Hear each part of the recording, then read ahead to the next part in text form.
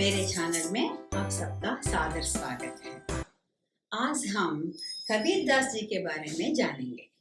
संत कबीरदास भक्ति काल के सर्वश्रेष्ठ कवि हैं। हिंदी साहित्य के इतिहास में भक्ति काल में संत कबीरदास का महत्वपूर्ण स्थान रहा और ये संत कबीरदास भक्ति काल के निर्गुण धारा के ज्ञानाश्रयी शाखा के कवि थे।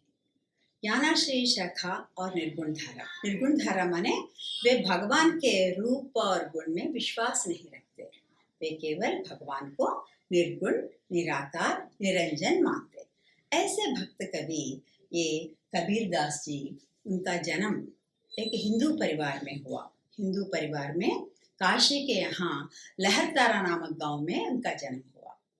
विधवा ब्राह्मणी के गर्भ से वे पैदा हुए थे, इसलिए लोकलाज से उन्होंने छोटे बच्चे को छोड़ दिया, माँ ने छोड़ दिया। तभी एक गुरु रामानंद ने क्या किया, उनको स्वीकार किया, छोटे से बालक को, और उसी रास्ते पर जाने वाले जुलाहे दंपति नीरू और नीमा नामक जुलाहे दंपति को उन्होंने दे दिया। वे तो निस्संतान रहे, इस कारण से बहुत खुशी से उन्होंने कबीर को स्वीकार किया। ये रहा उनका जन्म। और इसके बाद हमें जानना चाहिए और वे बाद में भविष्य में क्या बने और उनका जीवन कैसा रहा। वे अनपढ़ रहे। जुलाहे दंपति, जुलाहे माने वीवर्स फैमिली, और वे बहुत गरीब थे और उनको पढ़ा लिखा नहीं पाए कबीरदास जी को, इसलिए अनपढ़ रहे। अनपढ़ होते हुए भी वे हमेशा दुकान में बैठकर काम करते वक्त काम को ही वे पूजा मानते थे। काम करते समय भगवान की भक्ति में वे तल्लीन रहते थे और दुकान में आने वाले लोगों से ज़्यादा ज्ञानार्जन भी वे किया करते थे। देशाटन, सज्जन सांगत्य, साथ में अनुभव के आधार पर उन्होंने ज्ञान का समुपार्जन किया और इस कारण से उनके साथ बहुत सारे शिष्य भी रहे। जहाँ भी वे देशाटन करने जाते थे, भ्रमणशील रहे, लोगों को उपदेश देने वे जाया करते थे। उनके पीछे उनके शिष्य भी उनका अनुगमन करते थे और ऐसा करते हुए उन्होंने क्या किया, उनके उपदेशों का सार रहा बीजक माने कबीर के उपदेशों का सार है और ये तो 3 भागों में संकलित है, साखी, सबद और रामायणी, कबीर के उपदेशों का सार। और कबीर ने कुछ भी नहीं पढ़ा, कुछ भी नहीं लिखा, फिर भी उनके पास ज़्यादा अनुभव रहा। अनुभव के आधार पर वे स्पष्टवादी रहे, फक्कड़ रहे। जो भी वे सोचते, जो भी उनको अच्छा लगता, वे सबको किसी डर के बिना माने निर्भय होकर वे बताया करते थे। इसलिए उनकी भाषा जो कह सकते हैं सधुक्कड़ी माने साधुओं की भाषा, माने वे जहाँ पे जाते थे वहाँ की बोली का वे प्रयोग करते थे। उनकी भाषा में उस प्रांत की बोली के शब्दों का जो भरमार रहता था। इस कारण से कबीर की भाषा को हम खिचड़ी भाषा कहते हैं। खिचड़ी में जिस प्रकार हम तरह तरह के जो व्यंजन बनाते हैं और तरकारियाँ लगाते हैं, उसी प्रकार उनकी भाषा में अनेक बोलियों का समाहार हम देख सकते हैं। और यहाँ कबीर के बारे में और कुछ जानने के लिए मिलता है और वे एक समाज सुधारक रहे। कबीर क्यों इतने प्रसिद्ध रहे, आज भी हम क्यों कबीर के बारे में पढ़ना सीखना क्यों पसंद करते हैं? क्योंकि जन्म तो हिंदू परिवार में हुआ, पालन पोषण और परवरिश मुसलमान परिवार में उनका हुआ था और इस कारण से इन पर दोनों धर्मों का प्रभाव रहा। दोनों धर्मों का उन्होंने दुरुपयोग नहीं किया। क्या किया, दोनों धर्मों में जो भी अच्छाइयाँ पाई जाती थी उनको वे स्वीकार करते थे और दोनों धर्मों में जो भी बुराइयाँ होती उनका उन्होंने क्या किया था। मैंने इस प्रकार दोनों धर्मों के संस्कारों को उन्होंने स्वीकार किया और दोनों का समर्थन भी किया। कुछ जगहों में उन्होंने दोनों का विरोध और खंडन भी किया था और उनके सिद्धांत ऐसे रहे, वे एक समाज सुधारक रहे। समाज सुधारक माने कौन है, और सर्वधर्म समानता करने वाले, समानता को मानने वाले।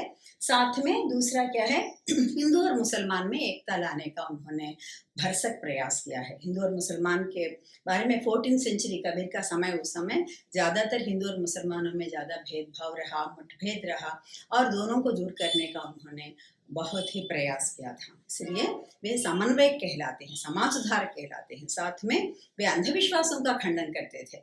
जहाँ भी कुछ सती प्रथा, पर्दा प्रथा और जो भी बुरे विश्वास होते, अंधविश्वास होते, उनका वे खंडन करते थे और छुआछूत को नहीं मानते थे, जाति प्रथा का खंडन करते और बाह्य आडंबरों का विरोध करते। इस प्रकार उन्होंने ऐसे समाज सुधार का काम किया। इस कारण से वे आज भी सबके मन में चिरस्थायी रहे, स्मरणीय रहे।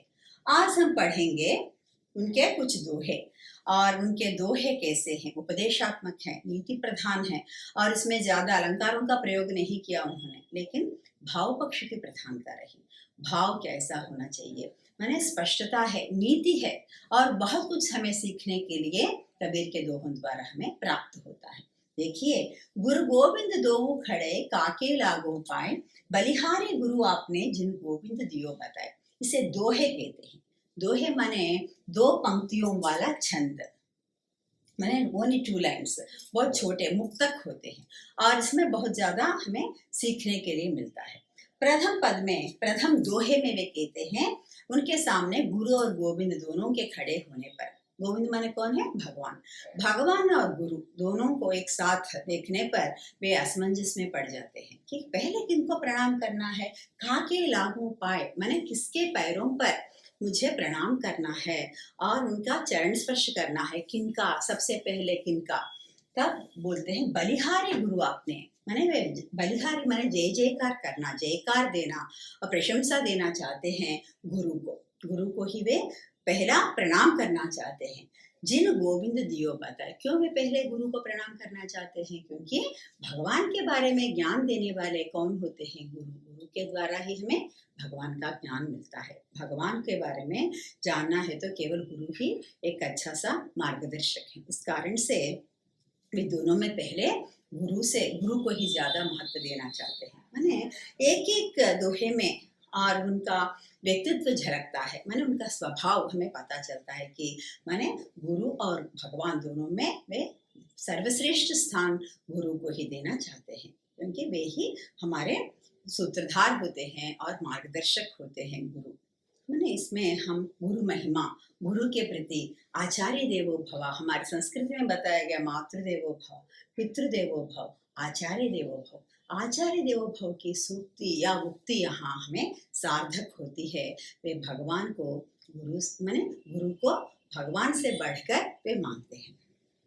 दूसरे में प्रेम तत्व, माने वे गुरु को महत्व देते हैं, गुरु पर ज्यादा विश्वास रखते हैं, भगवान को भी मानते हैं, लेकिन भगवान माने उनके अनुसार घट घट व्यापी है। हर एक कण में, हर एक प्राणी में भगवान विद्यमान है। अहम ब्रह्मस्मि कहते हैं। इस प्रकार माने उनके अनुसार घट घट व्यापी, सर्वांतर्यामी है भगवान।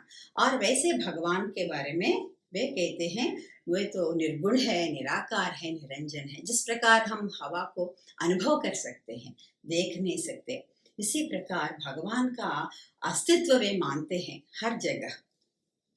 दूसरे में प्रेम तत्व का महत्व है। प्रेम एक ऐसा अपूर्व चीज है, और वो कैसे हम प्राप्त कर सकते हैं, यहाँ देखिए, प्रेमन बाड़ी उपजय, प्रेमन हाट बिकाए, राजा परजा जेहि रुचय, शीस देई ले जाए। मैंने ज्यादातर हम सोचते हैं प्रेम जो है अद्भुत है, प्रेम का मार्ग बहुत अच्छा होता है और प्रेम तो बहुत ही मूल्यवान है, सब हम सुनते हैं, लेकिन वो कैसे हम प्राप्त कर सकते हैं प्रेम को। ये क्या बाड़ी उपजे, बाड़ी माने क्या है, किसी बगीचे में उत्पन्न होती है, वो फलने वाला या फूलने वाली चीज है, फूलने वाला फूल है, फलने वाला फल है, नहीं है, वो तो उपजने वाला तो नहीं है। किसी बगीचे में, किसी गार्डन में हम प्रेम को नहीं ला सकते हैं। जैसे फूलों को तोड़कर लाते हैं, वैसे प्रेम को हम तोड़कर नहीं ला सकते हैं। वैसे ही प्रेम न हाट बिकाए, हाट माने बाजार है, किसी बाजार में बिकने वाली चीज ने, ऐसा होने पर हम किसी भी शॉप में जाके, मार्केट में जाके आराम से 2 किलो प्रेम हम खरीद के ला सकते हैं, लेकिन असंभव है, एक किसी मार्केट में बिकने वाली चीज भी नहीं है। और कैसे हम प्रेम को प्राप्त कर सकते हैं, राजा हो या प्रजा हो, जेहि रुचय, जो भी हो, जेहि रुचय माने जो भी हो, राजा हो या प्रजा हो, माने साधारण व्यक्ति भी क्यों ना हो या भगवान के समान राजा भी क्यों ना हो। राजा माने हम सबके लिए भगवान के समान है, हमारे जो किंग होते हैं, राजा हो प्रजा माने साधारण आम जनता भी कोई भी हो, जे ही रुचे जो भी हो, शीस दे ही ले जाए। शीस देना एक मुहावरा है। शीस देना माने सिर देना। सिर देना माने क्या? सिर काट के देना नहीं। शीस देना माने शीस जो है हमारे शरीर का अग्रभाग में होता है, माने अहंकार का स्थान है सिर, इसलिए शीस देना माने अहंकार छोड़ना। शीस दे ही ले जाए माने जो भी प्रेम को पाना चाहते हैं, राजा हो या प्रजा, वे अपने अहंकार को छोड़ने पर ही उसे ले जाए, प्राप्त कर सकते हैं। कैसे किसे प्राप्त कर सकते हैं? प्रेम को। अगर तुम प्रेम प्राप्त करना चाहते हो तो अहंकार को छोड़ दो। जब तक तेरे मन में अहंकार होता है तब तक तुम प्रेम को प्राप्त नहीं कर सकते हो। दूसरी बात है, प्रेम देने से ही तुम प्रेम प्राप्त कर सकते हो। जब तक तुम किसी के सामने नतमस्तक नहीं होते हो, सिर नहीं झुकाते हो, अहंकार नहीं त्यागते हो, तब तक तुम प्रेम को प्राप्त नहीं कर सकते हो। इसलिए अहंकार और प्रेम दो विरोधी तत्व होते हैं। जब तक तेरे मन में अहंकार होता है तब प्रेम को तुम प्राप्त नहीं कर सकते हो। जब तक तेरे मन में प्रेम होता है तब अहंकार का एड्रेस भी तुम नहीं जानते हो। इस कारण से प्रेम तत्व जो अद्भुत है और अहंकार छोड़ने पर ही हम उस प्रेम को प्राप्त कर सकते हैं, और इसकी विशिष्टता इस पद में, इस दोहे में बताया गया। तीसरा है, साई इतना दीजिए जामे कुटुंब समाए। ये मैंने केवल आज तो 5 ही दोहे मैं आपको बताने जा रही हूँ, लेकिन ये 5 दोहे अपने आप में विशिष्ट हैं, अपने आप में समग्र हैं, और हर एक से हमें जरूर कुछ ना कुछ सीखने के लिए मिलता है। यहाँ साई इतना दीजिए माने ये भगवान से निवेदन करते हैं। क्या निवेदन करते हैं देखेंगे। साई इतना दीजिए जामे कुटुंब समाए, मैं भी भूखा न रहूं साधु न भूखा जाए। हमने अभी प्रथम दोहे में बताया आचार्य देवो भव। इसमें आप देख सकते हैं अतिथि देवो भव। हमारी भारतीय संस्कृति में मातृदेवो भव, पितृदेवो भव, आचार्य देवो भव के बाद है अतिथि देवो भव। अतिथि को हम भगवान मानते हैं, और यहाँ पे ये उक्ति सार्थक होती है। देखेंगे वे भगवान से निवेदन, साई मने हे भगवान। साई मने भगवान के वे अनेक नाम देते हैं। कभी खुदा कहते हैं, अल्लाह कहते हैं, हरि कहते हैं, गोविंद कहते हैं, राम कहते हैं, साई कहते हैं। जो भी नाम तुम देना चाहते हो भगवान को दे सकते हो। किसी भी नाम से तुम भगवान को पुकार सकते हो। से यहाँ वे साई कहते हैं। साई मन हे भगवान मुझे इतना ही धन दे दो। साई इतना दीजिए। भगवान से वे हर दिन प्रार्थना में क्या मांगते हैं देखिए, मुझे इतना ही धन दे दो भगवान, जामे कुटुंब समाए, जिससे मैं अपने परिवार का पालन पोषण कर सकूं। जामे माने जिससे, कुटुंब समाए मैं अपने परिवार का पालन पोषण कर सकूं, उतना ही धन मुझे दे दो। ज्यादा नहीं चाहिए, वे तो बहुत ही अल्प संतुष्ट हैं, ज्यादा प्राप्त करने की इच्छा नहीं है उनको, केवल इतना ही धन दे दो जिससे मैं अपने परिवार का पालन पोषण कर सकूं। मैं भी भूखा न रहूं साधु न भूखा जाए। माने जो भी, अगर हम भूखे रहे तो हम जो भी हमारे पास आते हैं, क्या हम उनकी मदद कर सकते हैं? कुछ खिला सकते हैं? नहीं।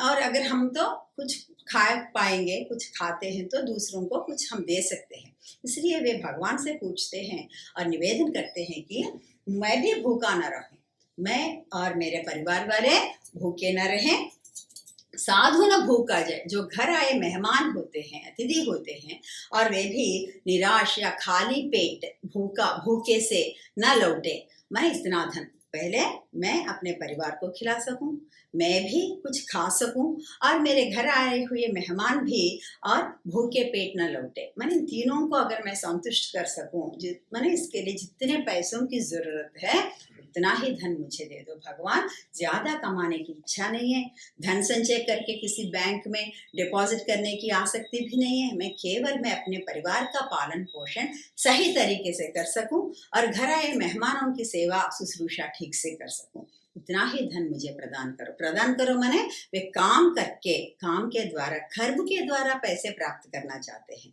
और ऐसे बैठ के मुफ्त में पैसे लेने की इच्छा वे नहीं रखते। यहाँ पे अतिथि देवो भव की उक्ति सार्थक होती है। साधु न भूखा जाए माने साधुओं की मैं सेवा कर सकूं, उनको अच्छी तरह खिला सकूं। यहाँ पे केवल मैं खुश रहूं तो पूरी दुनिया खुश रहे ऐसी इच्छा नहीं है। सभी लोगों की संतुष्टि ही उनकी अपनी संतुष्टि है। नेक्स्ट वन, काल करे सो आज करे सो अब, फल में परलय होएगी बहुरी करोगे कब। मैंने केवल कुछ ही बेसिक दोहे मैंने लिखे कबीर के, बहुत ज़्यादा उन्होंने अनेक दोहों का संकलन उन्होंने किया अपने बीजक में, लेकिन अत्यंत जो नींव पर माने बुनियादी तौर पर ये दोहे बहुत अच्छे हैं, और ख़ासकर छोटे बच्चों के लिए जो स्कूल चिल्ड्रन जो होते हैं, क्योंकि हर कक्षा में हम कबीर के बारे में ज़रूर पढ़ते रहते हैं, इसलिए उनके लिए जो आवश्यक है, जो जिनके पाठ्यक्रम में है, और ये बड़े होने के बाद भी लोगों को ज़रूर उनके बारे में पढ़ना होगा, जानना होगा। वे ही मूल्यवान दोहे मैं जो मान रही हूँ, मैंने आज आपके सामने रखने का प्रयास किया है। काल करे सो आजगर, ज़्यादातर लोग आलसी रहते हैं। माने हम क्या करते हैं, कुछ काम आज हमें करने के लिए दिया जाता है, हम क्या करते हैं, अब आज छुट्टी है, कल भी छुट्टी है ना, कल कर सकती हूँ, आज तो मैं एंजॉय करूँगी या मैं एंजॉय करूँगा, ऐसा हम सोचते हैं और पोस्टपोन करते हैं। दूसरे दिन और भी समय है ना, बाद में कभी भी हम कर सकते हैं, ऐसा करके हम इस प्रकार टालते रहते हैं, काम को पोस्टपोन करते रहते हैं। और अचानक बहुत सारे काम आ जाते हैं, अचानक बहुत सारे कर्मों को निपटना पड़ता है, तब क्या करते हैं, और कुछ भी करने के लिए हम तैयार नहीं होते। अचानक हम भी ये बुखारग्रस्त हो जाते हैं, पता नहीं स्वास्थ्य का क्या होगा, कब क्या होता है, कोई नहीं जानते। इस कारण से कुछ भी हम कर नहीं पाएंगे, असमर्थ रह जाएंगे। इस कारण से कवि हमें उपदेश दे रही हैं, हमेशा तैयार रहो, काल करे सो आज कर, कल के लिए तुमने जो काम रखा वो आज कर, आज ही करो। कल करना चाहिए कुछ काम, वो आज ही करो, इसमें कुछ भी प्रॉब्लम नहीं है ना, करने से अच्छा होता वो तो फिर रहेगा कहीं। और आज करें सो अब, आज तो पूरे दिन में कभी भी वो काम हम करने के लिए तैयार रहते हैं, करने के लिए हमें दिया जाता है, लेकिन अभी इस वक्त मैं फ्री रहती हूँ, तब वो काम आज अभी क्यों नहीं कर सकती हूँ, शाम को करने के लिए क्यों सोचना। इसलिए कल का काम आज करना है, आज का काम अभी करना है। लेकिन हम क्या करते हैं, आज का काम कल करते हैं, कल का काम कभी नहीं करते, इसलिए प्रॉब्लम्स आ जाते हैं। पल में क्यों ऐसा करना है, पल में प्रलय होएगी, बहुरी करेगा, क्योंकि अगले पल में क्या होता कोई नहीं जानते, कुछ भी हो सकता है, पल में प्रलय भी हो सकता है। क्या हमने पिछले साल सोचा कि कोरोना आएगा, ऐसा कभी नहीं सोचा। और इस प्रकार जो हम पहले से सोचते नहीं, पहले से तैयार नहीं रहते किसी के लिए मानसिक रूप से, वो आने की संभावना भी होती है। इसलिए क्या होगा, एक पल में प्रलय भी हो सकता है, हम मर भी जाएंगे, इस कारण से पता नहीं अगले पल में क्या होगा। तब बहुरी करोगे कब तक, क्या बहुत सारे कामों को रखने पर कैसे तुम पूरा कर सकते हो, एक पल में कुछ भी हो सकता है, मर भी जा सकते हैं, और तब तुम तो परेशान होने से क्या फ़ायदा है। इसलिए रोने से कुछ भी प्रयोजन नहीं है, हमेशा काम समय से पहले ही करने के बारे में सोचो। इस प्रकार वे हमें चेतावनी देते हैं, सावधान रखते हैं। भविष्य तो हमारे हाथों में नहीं है, वर्तमान में हमें रहना चाहिए, वर्तमान में रहते हुए सारे काम हमें समय पर पूरा करना चाहिए। दुख में सुमिरन सब करे, सुख में करे न कोई, जो सुख में सुमिरन करे सो दुख काहे को होए। बहुत ही अच्छा दोहा है ये, कबीर के दोहों में अत्यंत विशिष्ट दोहा हम मानते हैं। कभी कभी मानसिक संतुलन खो बैठते हैं, पता नहीं क्या होगा, और ये तो एक ही बार अनेक प्रकार की समस्याएं आ घेरते हैं मनुष्य को। तब उस समय वे क्या करते हैं, भगवान का स्मरण करते हैं। और ये जब ये दुख के मेघ चले जाते हैं, तब हम कुछ भी याद नहीं रखते।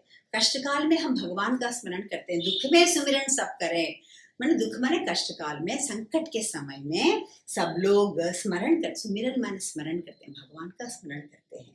सुख में करें न कोई, लेकिन सुख के समय में और जब ये कष्ट से हम निकल जाते हैं और कभी संकट से हम बाहर निकल आते हैं, तब उस समय सुख का समय है। सुख के समय में कोई भी भगवान का स्मरण नहीं करते, उस समय सोचते हैं कि ये हमारा क्रेडिट है, हमने बहुत कुछ किया, हमने बहुत अच्छी तरह एग्ज़ाम लिखा। लेकिन एग्ज़ाम्स के पहले बच्चों की मानसिकता कैसी होती है, हे भगवान मुझे पास होना चाहिए, मैं तो हुंडी में कुछ पैसे डालूंगा और मुझे तो किसी भी प्रकार मुझे पास करो और पार लगाओ, इस प्रकार प्रार्थना करते हैं। बहुत तीर्थ स्थानों में भी बहुत ज़्यादा लोगों को देख सकते हैं, खासकर एग्ज़ाम्स के समय में, समर वेकेशंस में। और ये लोग माने ये एग्ज़ाम से पहले, और कुछ लोग बाद में जाके वे ये अपने जो भी उन्होंने भगवान को प्रॉमिस किया ये सब पूरा करते हैं, दूसरी बात है। लेकिन ज़्यादातर कष्ट काल में जितना स्मरण हम भगवान का करते हैं और सुख के समय में उनके बारे में सोचते ही नहीं। एग्ज़ाम्स हो गए तब तो ये अच्छे अंक आते हैं, तब हम पूछते हैं क्या तुमने भगवान को कुछ माने भगवान से और मंदिर जाके कुछ पूछा ना, और क्या तुम फिर से भगवान के लिए माने मंदिर गए हो, कुछ किया? नहीं नहीं नहीं, मैंने तो अच्छी तरह पढ़ा, अच्छा लिखा, अच्छे अंक आए, भगवान ने कुछ नहीं किया, कष्टकाल तो कुछ नहीं, अभी तो आई एम एंजॉइंग। इस प्रकार कुछ बच्चे लोग बोलते रहते हैं। लेकिन असल में कष्टकाल में ही भगवान का स्मरण करना और इष्टकाल में अच्छे समय में भगवान को भूल जाना मनुष्य की ये कमजोरी है। इसलिए वे भगवान हमें माने एक कबीरदास जी यहाँ हमें सलाह देते हैं, जो सुख में सुमिरन करे जो दुख काहे को होए। माने जो व्यक्ति सुख के समय में भी, कष्टकाल में ही नहीं सुख के समय में भी जो भगवान का स्मरण करते हैं, सो दुख काहे को होए। उनको क्यों दुख आता है, क्यों नहीं आता? क्या सुख के समय में निरंतर भगवान का स्मरण करने से क्या उनको कष्ट नहीं आते? ये सवाल होता है आपके मन में, वही है ना? लेकिन ऐसा नहीं है। कष्ट काल में और सुख के समय में, दुख के समय में, दोनों संदर्भों में भगवान का स्मरण करना। इसका अर्थ क्या है? निरंतर भगवान का स्मरण जो व्यक्ति करते हैं उनको दुख नहीं आते। दुख नहीं आते माने इसका मीनिंग क्या है? दुख तो जरूर आते हैं, लेकिन उन्हें बर्दाश्त या झेलने की शक्ति भी आ जाती है। भगवान हमें वो संकल्प बल, वो आत्मविश्वास वो हमें जरूर वे प्रदान करते हैं। कैसे भी हो, समय कितना बुरा भी क्यों ना हो, लेकिन भगवान जो है हमारा एकमात्र अस्त्र है हमारे यहाँ, और कुछ नहीं। भगवान की शरण में जाना ही हमारा एकमात्र अस्त्र है। इसलिए जो व्यक्ति भगवान को मानते हैं, भगवान पर विश्वास रखते हैं और निरंतर उनका स्मरण करते हैं, और उन्हें कष्ट के आने पर भी और उसे झेलने की शक्ति और उसे बर्दाश्त करने की शक्ति आ जाती है। इसलिए वे सलाह देते हैं हमेशा भगवान पर विश्वास रखो। भगवान माने और कोई नहीं है, तुम ही भगवान हो। अहम ब्रह्मस्मि, हमारे अंदर भगवान है, हर प्राणी में भगवान है। अपने आप पर विश्वास रखो और तुम कुछ भी कर सकते हो। जब तक तुम अपने आप पर विश्वास नहीं रखते हो, तब किसी भी काम में तुम जीत हासिल नहीं कर सकते हो। इस प्रकार इनके कुछ दोहे आज हमने किए, और अगले वीडियो में और कुछ दोहे देखेंगे। धन्यवाद।